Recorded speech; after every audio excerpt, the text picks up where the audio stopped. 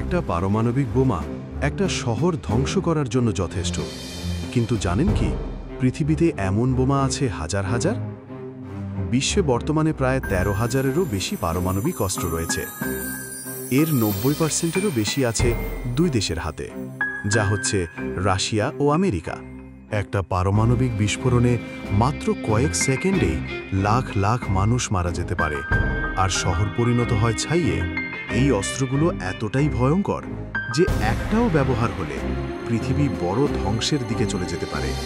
তবুও যুক্তরাষ্ট্র, রাশিয়া, চীন, ভারত, পাকিস্তান, ফ্রান্স, ব্রিটেন, এমনকি উত্তর কোরিয়ার কাছেও রয়েছে এই ধ্বংসযন্ত্র। মানবতার অস্তিত্ব টিকিয়ে রাখতে হলে এই অস্ত্র নয়, চাই শান্তি ও কূটনীতি। আপনার মতে পৃথিবী কি সত্যিই পরমাণু যুদ্ধের মুখে দাঁড়িয়ে?